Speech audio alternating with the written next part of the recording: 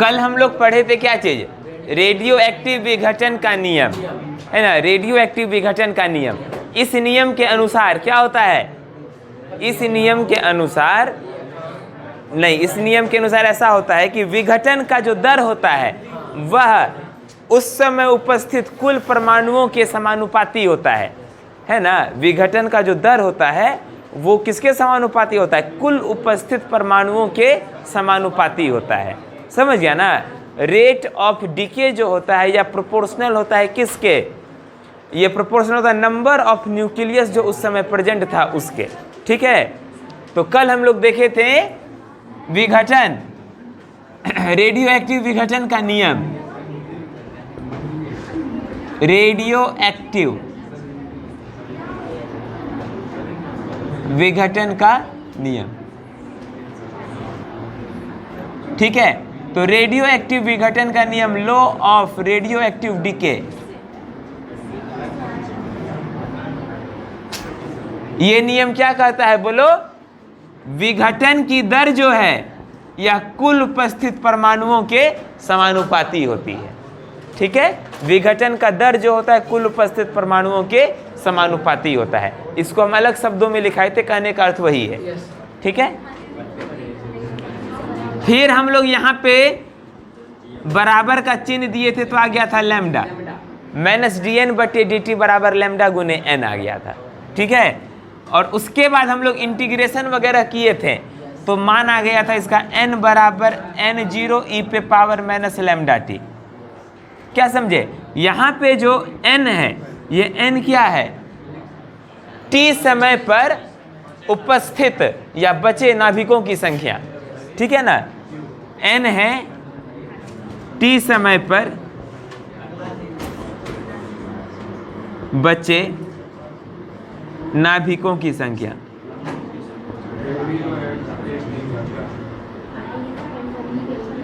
t समय पर बचे नाभिकों की संख्या है ना, number of nucleus present at time t।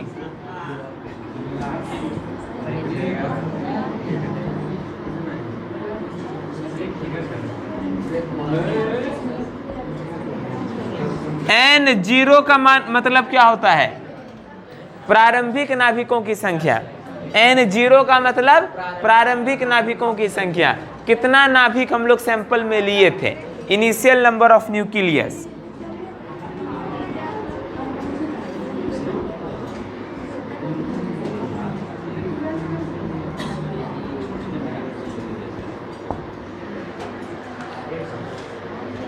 प्रारंभिक नाभिकों की संख्या। सभी माताएं एवं बहनें ध्यान देंगे, सभी माताओं एवं बहनों को सूचित किया जाता है, ध्यान देंगे। प्रारंभिक नाभिकों की संख्या, प्रारंभिक नाभिकों की संख्या n0 क्या है, हाँ n0 या n हम लोग अपना लोकल भाषा में n0 कहते हैं, लोकल भाषा में। तो n0 मतलब प्रारंभिक नाभिकों की संख्या। ठीक है, इनिशियल नंबर ऑफ न्यूक्लियस।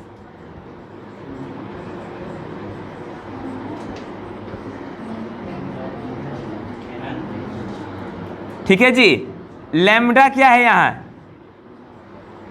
क्षय नियतांक रे या विघटन नियतांक, अंग्रेजी में डीके कांस्टेंट।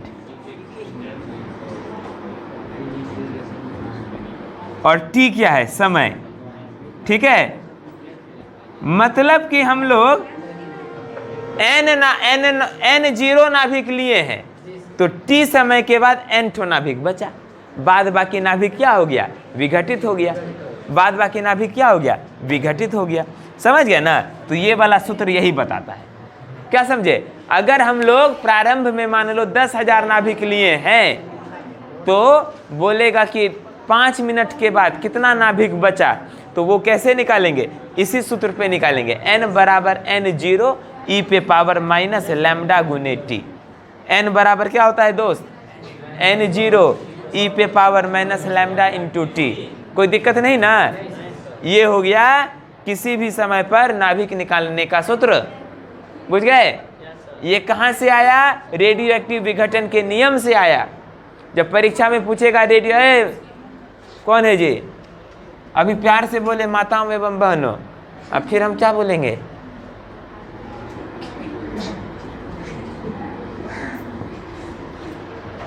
रेडियो एक्टिव विघटन का नियम जब पूछेगा तब क्या लिखेंगे? इसका परिभाषा जो बोले थे वो लिख देंगे, और साथ में ई भी लिख देंगे, इस सूत्र सब लिख देंगे। ठीक है, रेडियो एक्टिव विघटन का नियम, law of radio active decay.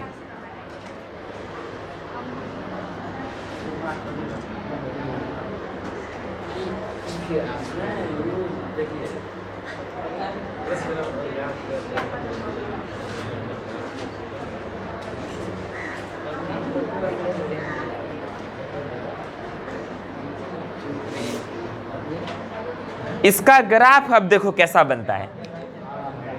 इसका ग्राफ होगा बाबू, होगा। नहीं तो रविवार को ले लें टेस्ट, है रविवार को क्या है ना, तो रविवार को तुम लोग का मैथ का टेस्ट ले लेंगे। बाबू रे बउआ आना है रविवार को, ठीक है ना, मैथ का टेस्ट ले लेंगे, वेक्टर का, या उसी से मिला जुला और कुछ होगा तो देख लेंगे। लेकिन यही दिक्कत हो जाता है जब बता देते हैं ना बाबू, तो उस दिन लोग नहीं आता है, दिक्कत ही हो जाता है, इसीलिए बता के नहीं लेते हैं। तो देखते हैं, इस बार बोल रहे हैं कि लेंगे, नहीं आया तब सोमवार को ले लेंगे।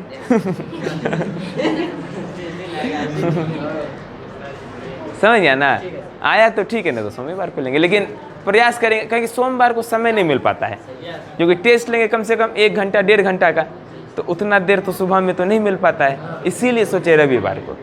रे मिश्रा जी आ जाएगा नारायणपुर से रविवार को, ठीक है आ जाना, 9 बजे आना, बाद बाकी लोग पहले आएगा, 7 बजे आएगा।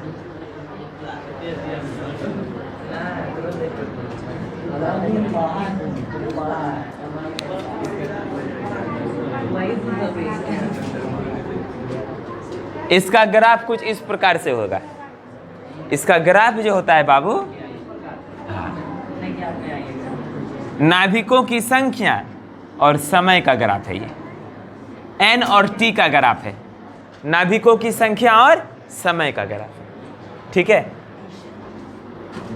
यहां लिख देते हैं, ये समय है और इधर नाभिकों की संख्या, नाभिकों की संख्या। ठीक है, तो नाभिकों की संख्या और समय का ग्राफ है।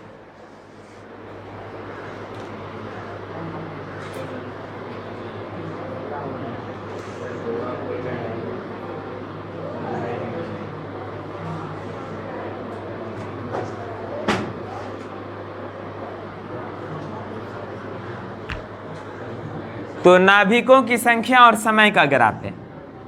पहले हम लोग लिए थे NO नाभिक, ठीक है, पहले कितना नाभिक लिए थे? NO नाभिक लिए थे, ठीक, कोई दिक्कत नहीं। अब इसमें एक समय ऐसा होता है जब नाभिकों की संख्या आधी हो जाती है, एक समय ऐसा आता है जब नाभिकों की संख्या क्या हो जाती है? आधी। तो पहले हम लोग लिए थे N0 नाभिक, बाद में नाभिकों की संख्या हो गई N0/2। तो आधा होने में कितना समय लगा?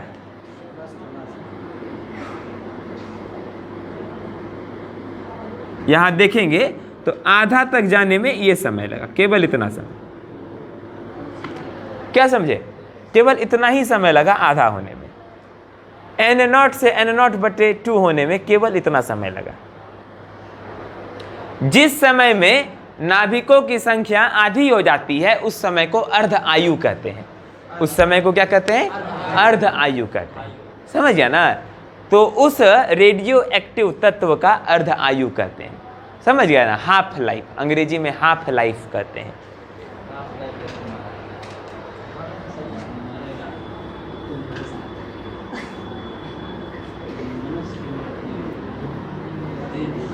ये अंग्रेजी का लगता है ज़्यादा तुम्हारे दिमाग में सेट कर गया। W.H. Auden वाला, now the leaves are falling fast.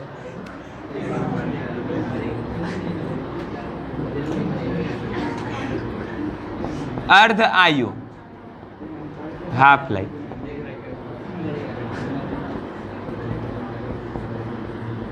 जिस समय पर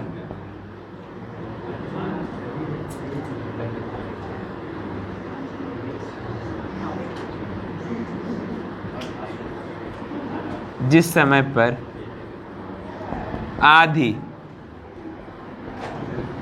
नाभिकों की संख्या, जिस समय पर आधी नाभिकों की संख्या विघटित हो जाती है, जिस समय पर आधी नाभिकों की संख्या विघटित हो जाती है, जिस समय पर आधी नाभिकों की संख्या विघटित हो जाती है उसे अर्धायु कहते हैं, या उसे रेडियो एक्टिव तत्व का, उसे रेडियो एक्टिव तत्व का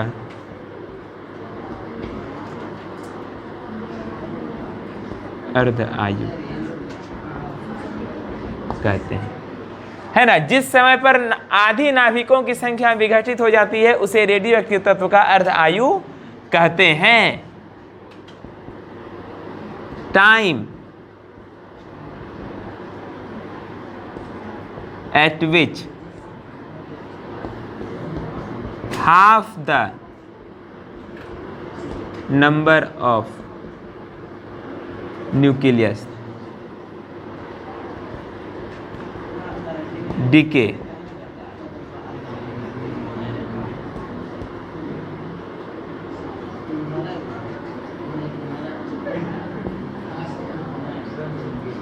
of a radioactive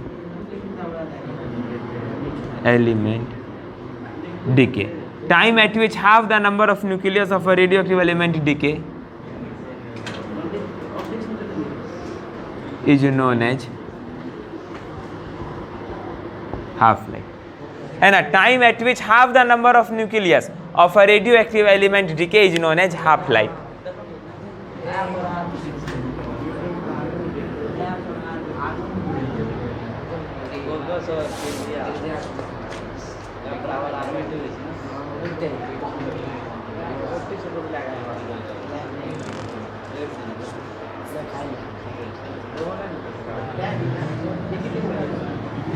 तो अर्ध आयु का फॉर्मूला पता है क्या होता है? log 2 बटे लैम्डा। अर्ध आयु का सूत्र क्या होता है? ए बाबू, अर्ध आयु का सूत्र क्या होता है? T बराबर log 2 बटे लैम्डा। log 2 का मान निकल के आता है 0.693। ये दूसरा वाला log है, यहां बेस E वाला log है, log 2 बेस E, ठीक है ना। उसका मान 0.693 होता है और सिंपल log 2 का वैल्यू 0.3 होता है। बेस में E है, log 2 बेस E ना रे, E नीचे दो, ऐसे नीचे में दो E।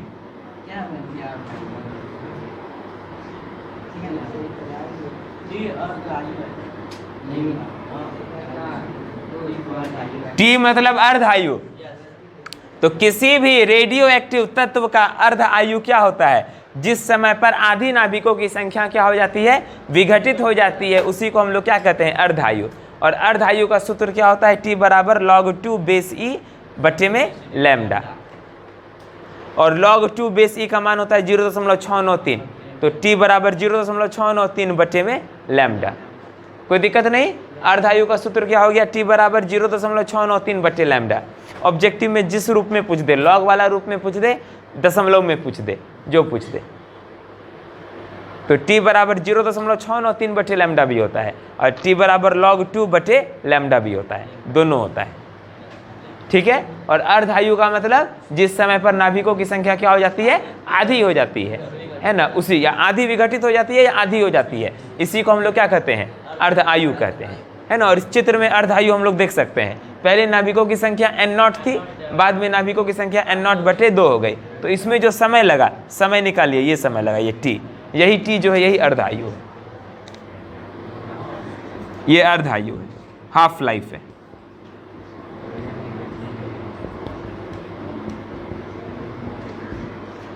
ठीक है ना, अर्ध आयु, हाफ लाइफ।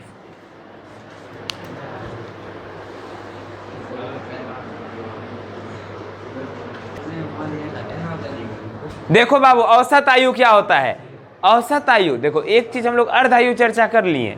अर्धायु मतलब देखो नाम से पता चल रहा है, अर्धायु का मतलब क्या हो गया? जिस समय पर नाभिकों की संख्या आधी विघटित हो जाए उसको अर्धायु कहते हैं। तो औसत आयु किसको कहेंगे?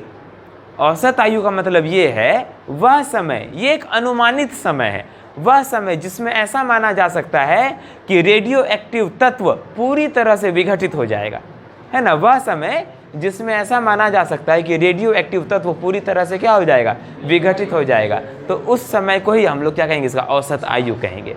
क्योंकि देखो अगर प्रारंभ में हम लोग 10,000 नाभिक लिए हैं तो कभी ना कभी तो वो सब का सब टूट जाएगा, है ना। कभी ना कभी तो सब का सब वो 10,000 नाभिक टूटेगा, टूटेगा कि नहीं टूटेगा? तो उसको टूटने में लगभग जितना समय लगेगा उसी को हम लोग क्या कहेंगे? औसत आयु कहेंगे, है ना। हम लोग प्रारंभ में जितना भी नाभिक लिए हैं उसको टूटने में लगभग जितना समय लगेगा उसी को हम लोग क्या कहते हैं? औसत आयु कहते हैं। ये देखो यहाँ लगभग इसीलिए कह रहे हैं क्योंकि तुम एग्जैक्ट समय नहीं निकाल सकता है कि जब पूरा नाभिक टूट जाएगा। देखो ये जो ग्राफ है ये तुमको क्या बता रहा है? ये ग्राफ देखो जैसे जैसे नीचे जा रहा है वैसे वैसे ये एक्स अक्ष के पैरेलल हो गया। मतलब कि ये वाला ग्राफ कभी भी एक्स अक्ष को टच नहीं करेगा। तो इस ग्राफ से ये पता चलता है कि यदि ये टच ही नहीं करेगा तो n का मान 0 कैसे होगा? इसको टच करता तब ना n का मान 0 होता है। n का मान 0 हो ही नहीं रहा है, इसका मतलब अनंत समय भी बीत जाएगा तब भी जो है सब नाभिक नहीं टूटेगा। इसका ग्राफ का ये बताता है। ये ग्राफ हम लोग को ये भी बताता है कि पहले नाभिक तेजी से टूटेगा, पहले नाभिक देखो तेजी से टूट गया है, इतने समय में आधा हो गया, लेकिन बाद में टूटिए नहीं रहा, एकदम धीरे धीरे। अब इसके बाद तो टूटिए नहीं रहा है रे, है ना। खूब मारेंगे पीटेंगे तब वो नहीं टूटेगा। ये ग्राफ ही बता रहा है एकदम स्ट्रेट हो गया, मतलब समय भाग रहा है लेकिन नाभिक नहीं टूट रहा है। तो प्रारंभ में बहुत तेजी से नाभिक टूटा लेकिन बाद में नाभिक टूटना बंद हो गया। क्या समझे? ये बता रहा है। तो पूरी नाभिक कब टूटेगा? तो बोलेंगे अनंत समय के बाद टूटेगा। ये सूत्र भी वही बताता है, n बराबर n0 e पे पावर माइनस लैम्डा टी। हमको क्या करना है? n का मान 0 कर देना है कि बाद में 0 नाभिक बचे, सारा नाभिक टूट जाए। तो उसमें कितना समय लगेगा? यहाँ t का मान अनंत डालेंगे तभी ये 0 होगा, नहीं तो 0 नहीं होगा। t का मान तुम यहाँ क्या डालेगा? इन्फिनिटी डालेगा तभी होगा। ये माइनस में है, नीचे ले जाओ रे मैथ वाला बच्चा सब, इसको नीचे ले गए।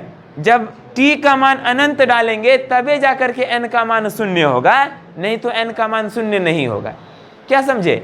इसीलिए क्योंकि अनंत समय के बाद नाभिकों की संख्या 0 होगी तो एग्जैक्ट समय हम लोग नहीं निकाल सकते हैं, इसीलिए हम लोग औसत आयु को परिभाषा दे रहे हैं, है ना। हम लोग एक अनुमान लगा लेंगे, इतने समय के बाद कुल नाभिक नष्ट हो जाएगा, एक अनुमान लगा लेंगे, ठीक है ना। एग्जैक्ट समय नहीं निकाल सकते कुल नाभिक कितने देर में नष्ट होगा, लेकिन अनुमान लगा सकते हैं इतने समय के बाद कुल नाभिक नष्ट हो जाएगा। समझ गया जी? क्या समझा बोलो तो? खाली मुड़ी डोला देता, समझ गया? हाँ हाँ समझ। क्या समझा मिश्रा जी? क्या समझे? रे गणेश क्या समझा रे? क्या समझा औसत आयु मतलब? खाली बोलते हैं समझ गया? क्या समझा बोलो तो?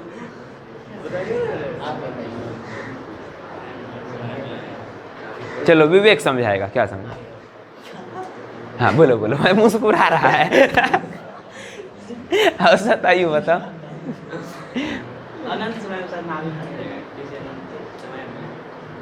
हाँ अनंत समय में तो टूटेगा, लेकिन औसत आयु क्या होता है? हाँ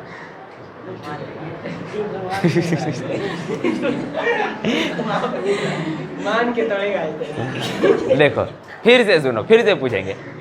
बाबू रूपा कुमारी, पूजा कुमारी, सीता कुमारी सब सुनो इधर। औसत आयु इसका मतलब ये है नाभिक को टूटने में, ये ग्राफ से और सूत्र से ऐसा पता चलता है कि नाभिक को पूरी तरह से टूटने में अनंत समय लगेगा।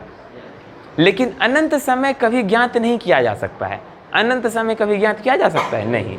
तो हम लोगों को कैसे पता चलेगा कि कितने समय के बाद लगभग पूरी नाभिक टूट जाएगा? इसके लिए हम लोग औसत आयु को परिभाषित कर दिए। औसत आयु का मतलब ये है वह समय जिसमें ऐसा अनुमान लगाया जा सकता है कि पूरी नाभिक टूट जाएगा। मतलब मान लो अभी गाड़ी चालू कर दिए और 10,000 नाभिक लिए। अगर हम लोगों को उस तत्व का, जैसे यूरेनियम का सैंपल ले लिए 10,000 नाभिक, यदि यूरेनियम का हमको औसत आयु पता चल जाए तो जाएंगे चाय ताय पी के उतना देर में आ जाएंगे, देखेंगे तब तक पूरा टूट गया होगा। क्या समझे? अनुमान मतलब चाय पीने का छुट्टी मिल जाएगा उतना देर। मतलब ये है कि 10,000 नाभिक लिए हैं तो कितने समय के बाद इसका पूरा नाभिक टूट जाएगा। कितना समय इंतजार करना पड़ेगा कि इसका पूरा नाभिक क्या हो जाए? टूट जाए। समझ गए? उसी को हम लोग औसत आयु, और ये औसत आयु एक अनुमान लगा रहे हैं। एग्जैक्ट नहीं पता चल सकता है, एग्जैक्ट नहीं पता चलेगा कि इतने समय के बाद पूरी टूट ही जाएगा। एक अनुमान, औसत जो भी होता है बाबू अनुमान होता है हमेशा। औसत जो भी होता है बाबू, जब भी हम लोग औसत बोलते हैं ना, एवरेज, ये अनुमान होता है। जैसे मान लो कि एक टेस्ट लिया गया तुम लोगों का और उसमें सभी का कुछ ना कुछ मार्क्स आ गया। क्या समझे? 50 नंबर का टेस्ट लिए तुम लोग, आप कितना नंबर लाया? 50 नंबर का टेस्ट लिए तो तुम लोग औसते बच्चा सब है तो औसते नंबर लाएगा। मान लो कोई लाया 15 नंबर 50 में, कोई लाया 20 नंबर, कोई 25 नंबर, कोई 40 ले आया, ठीक है, 45 लाया। सब बच्चा का क्या निकाल लेंगे? औसत निकाल लेंगे, एवरेज निकाल लेंगे। मान लो 50 में औसत आ गया कितना? 26.5 है ना। 50 नंबर का टेस्ट लिए, सब बच्चा को कुछ ना कुछ नंबर आया, किसी को 5 आया होगा, किसी को 45 आया होगा। औसत निकाल लेंगे। औसत निकाल लिए, मान लो आ गया क्लास का औसत मार्क्स आ गया 26.5। इसका मतलब ये होता है कि यदि हम लोग मान सकते हैं कि लगभग सब बच्चा को 26.5 नंबर आया है। एग्जैक्ट तो सब बच्चा को 26.5 नंबर नहीं आया है, लेकिन औसत से क्या पता चलता है कि लगभग सब बच्चा को 26.5 नंबर आया। लगभग में किसी को 26.5 से ज़्यादा भी आया होगा और किसी को 26.5 से कम भी आया होगा, लेकिन औसत मार्क क्या बता रहा है कि लगभग सब बच्चा को 26.5 आया है। क्या समझे? उसी प्रकार से जैसे मान लो हम लोग गाड़ी से जाते हैं तो उसका औसत चाल बताते हैं, एवरेज स्पीड निकालते हैं, नहीं निकालते हैं? जैसे हवाई जहाज सबका औसत स्पीड दिया रहता है, औसत चाल दिया रहता है, कितना? 200 किलोमीटर प्रति घंटा, 250 किलोमीटर प्रति घंटा, ऐसा औसत चाल दिया रहता है। राजधानी ट्रेन है, उसका औसत चाल दिया रहता है। राजधानी ट्रेन का औसत चाल क्या होता है? राजधानी ट्रेन ऐसा माना जाता है कि तेज ट्रेन है, कहीं रुकती नहीं है, लेट नहीं करती है। जैसे बहुत सारा ट्रेन सब ऐसा होता है बाबू, लोकल ट्रेन सब, खास करके जो बिहार का ट्रेन सब है एकदम बदनाम है, 8 घंटे लेट हो जाता है। वाह, लोग सुनो, कई बार ऐसा होता है कि जैसे दिल्ली ये सब से आ रहे हैं लोग, 1 टाइम 2 टाइम का खाना लेके चलता है कि उसका मान लो कि मतलब ऐसा दिखाया था कि 10 घंटा 12 घंटा में पहुंचा देगा। दिल्ली से चले पटना पहुंचा देगा 12 घंटा में, तो 12 घंटा के हिसाब से 2 टाइम का खाना लेके चले। अब सुबह का दोपहर का ले लिए, लगा कि शाम में पहुँच ही जाएंगे। अब ट्रेन कर देता है रात में नहीं पहुँचाया, अगले दिन भोरे पहुँचाया। रात में भूखले रह गए। ट्रेन का ये स्थिति हो जाता है। लेकिन राजधानी ट्रेन सब जो सब में लेट नहीं होता है। क्या समझे? वो सब लेट नहीं होता है। बाकी सब ट्रेन को क्या कर देगा? एक स्टेशन पे रोक देगा, ठीक है ना, और राजधानी आएगा, जाओ। बाकी ट्रेन रुकल रहेगा, राजधानी निकल जाएगा, उसको जाने, उसको नहीं रोकता है। मतलब वो टाइमली पहुंच जाता है। क्या समझे? उसका भाड़ा भी जाता है। क्या समझे? उसको टाइमली निकाल दिया जाता है, इसका मतलब उसका भाड़ा भी क्या है? बहुत ज़्यादा है। क्या समझे? अगर नॉर्मल ट्रेन से जाएंगे, दिल्ली से पटना आते हैं नॉर्मल ट्रेन से, उसमें भी स्लीपर क्लास से यदि आते हैं तो उसका किराया कितना है पता है? ज़्यादा नहीं है, 450 रुपया होगा केवल। अगर तुमको दिल्ली से पटना आना है, क्या समझे, साधारण स्लीपर में, मतलब तुम्हारा रिजर्वेशन है, तुमको सीट मिलेगा, तुम सो करके आ सकता है, तो उसका किराया कितना है? 450-500 मैक्सिमम, बहुत हो गया। वही अगर तुम एसी में जाएगा, हर ट्रेन में एसी भी तो होता है, एसी में रिजर्वेशन करा के जाएगा तो वही टिकट का किराया हो जाएगा तुमको 1100, 1200 ऐसे हो जाएगा। ठीक है। अब एसी में भी जो होता है बाबू 3 कैटेगरी होता है। एसी में भी 3 कैटेगरी होता है। देखो मान लो अगर हम ट्रेन का कितना लंबा बोगी होता है, उसमें अलग अलग सब डब्बा अलग अलग प्रकार का होता है ना। सबसे जो मतलब कॉमन डिब्बा हो गया जनरल, उसमें कोई घुस जाता है। जनरल डब्बा में कोई घुस जाएगा, उसमें टिकट का भी जरूरत नहीं पड़ता है। तुमको फ्री में दिल्ली पहुंचना है, जनरल डब्बा में घुस जाना, फ्री में दिल्ली पहुंच जाएगा। उसके बाद डब्बा होता है स्लीपर डब्बा, जिसका किराया कितना होगा 450-500 रुपया। उसमें तुमको सीट दिया जाएगा सोने के लिए, तुम आराम से सो करके दिल्ली जा सकता है, सोने वाला सीट मिलेगा। ठीक है। लेकिन उसमें भी क्या रहता है, बहुत लोग सब घुस जाता है। उसमें भी स्लीपर में भी बहुत लोग घुस जाता है। उसमें भी क्या होता है तुम देखेगा, नीचे बिछा करके भी जो जैसे नीचे बिछा के भी लोग सो जाता है, वेटिंग वाला सब। जिसका वेटिंग में टिकट रह गया, जिसका सीट हो तो ऊपर सोबे करेगा, बाद बाकी सब नीचे बिछा लेगा पन्नी और मस्त रात में सूत जाएगा। तुमको जाना उतरना है नीचे, आदमी पे टांग धर के जाएगा। क्या समझे। स्लीपर में भी स्थिति हो जाता है। उसके बाद लोग सोचता है चलो भाई 3 AC में कटा लेते हैं। अब एसी में भी 3 कैटेगरी होता है, 3 AC, 2 AC और 1 AC। क्या समझे, 3 प्रकार का एसी होता है। तो 3 AC में क्या होगा, उसमें तुमको ठीक ठाक स्लीपर और 3 AC का सीट एक जैसा रहता है। स्लीपर में तुम लोग देखा है 3 गो इस बगली से सीट रहता है, 3 गो इस बगली से सीट रहता है, इधर से 2 गो सीट रहता है खिड़की के पास। ठीक है ना। तो एक डब्बा में 8 गो लोग बैठ के जा सकता है। ठीक है ना। 3 गो इधर से सीट रहेगा नीचे, बीच में, ऊपर। 3 गो इधर से रहेगा नीचे, बीच में, ऊपर। बीच वाला जो सीट रहता है वो खोल सकता है, दिन में गिरा लिया और रात में उठा लिया। बीच वाला सीट वो होता है। साइड से खिड़की के पास 2 गो सीट रहता है, नीचे या ऊपर। तो कुल मिला के तुम 8 लोग उसमें बैठ सकता है एक डब्बा में। 3 AC में भी, स्लीपर में भी सेम सीट रहता है। लेकिन 2 AC में क्या कर देता है, 2 गो ई बगली से, 2 गो ई बगली से और 2 गो ई बगली से, 6 गो केवल। अच्छा 2 AC में क्या कर देता है, अच्छा कभी जाएगा बाबू, अभी बहुत उम्र बचल है। 2 AC में क्या कर देगा, थोड़ा सा कॉस्ट बढ़ा दिया, उसमें सुविधा बढ़ा देता है। तुमको सीट कम कर दिया, मतलब कम में लोग रहेगा, भीड़ और कम हो गया, है ना। भीड़ 2 AC में क्या हो गया, और कम हो गया। उसमें पर्दा सब भी लगल रहता है, तुम्हारा जो वो रहेगा सीट सब, उसमें पर्दा भी लगल रहेगा। ये हो गया 2 AC। 1 AC में क्या होता है पता है, 1 AC में एक कमरा ही तुमको दे दिया जाता है। ठीक है ना। 1 AC में क्या होगा, एक कमरा वो हो गया। क्या समझे, उसमें कोई और नहीं, तुम 2 या 3 सीट जितना लिया है बस वो 1 AC में उतना ही। तो 1 AC का कीमत और बढ़ गया। क्या समझे। तो वही अगर तुमको दिल्ली से यदि पटना आना है तो जनरल में जाएगा मुफ्त में। जनरल में जाएगा मुफ्त में जाएगा। वैसे जिसको थोड़ा बहुत वो होगा, नियत ठीक होगा, वो जनरलों का टिकट कटा लेगा, उसका कीमत पड़ेगा 125 रुपया, 100-125 में दिल्ली पहुंच जाएगा। ठीक है ना। मैक्सिमम जो रेल किराया होगा कितना होगा, दिल्ली तक का 100-125 में तुम दिल्ली पहुंच जाएगा, या 150 ज़्यादा से ज़्यादा। इसके बाद स्लीपर में तुम गया, स्लीपर का किराया कितना, 450 के लगभग स्लीपर का किराया।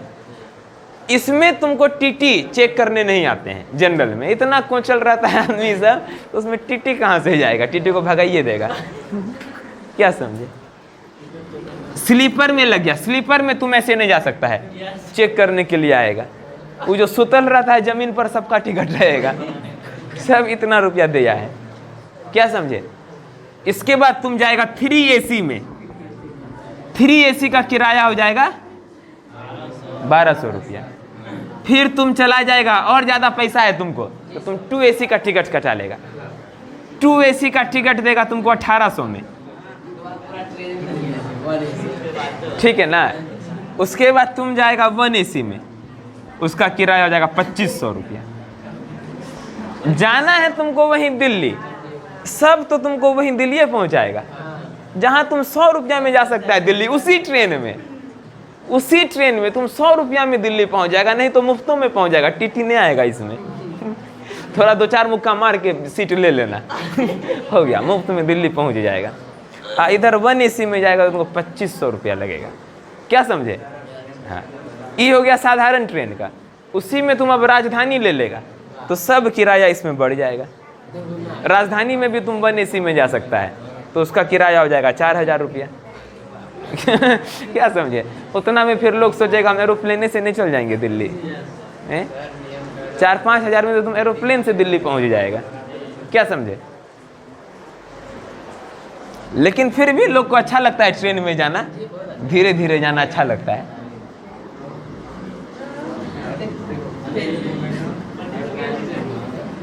तो औसत समझ गया? औसत मतलब समझ गया? तो हम वही बता रहे थे, राजधानी का मान लो औसत चाल दे दिया 100 किलोमीटर प्रति घंटा।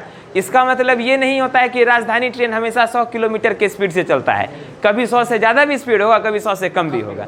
उसी प्रकार से यदि किसी रेडियो एक्टिव तत्व का औसत आयु दे दिया मान लो 1 घंटा, इसका मतलब ये नहीं है कि 1 घंटा में पूरा का पूरा नाभिक टूट जाएगा। 1 घंटा से थोड़ा ज़्यादा भी लग सकता है, क्या समझे, कम भी लग सकता है, लेकिन वो औसत आयु है। बुझ गया? लिख लेंगे इसका परिभाषा।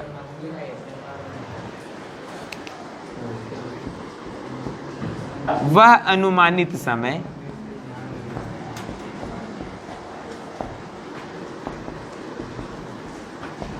जिसमें ऐसा माना जा सकता है कि पूरा का पूरा नाभिक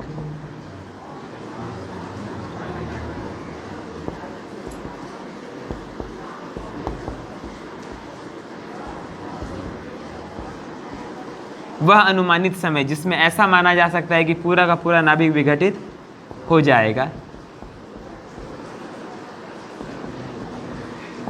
उसे औसत आयु कहते हैं। उसे क्या कहते हैं?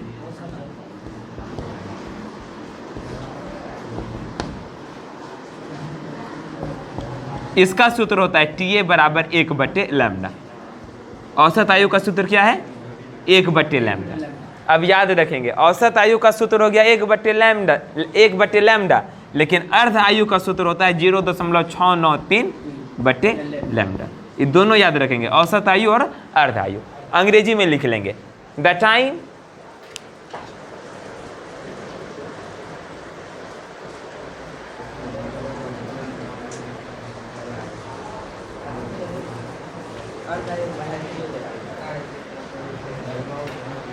या एवरेज टाइम लिख दो बाबू, average time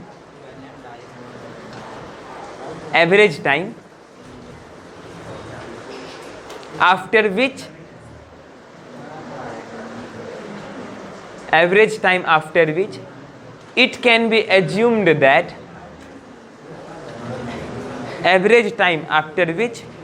it can be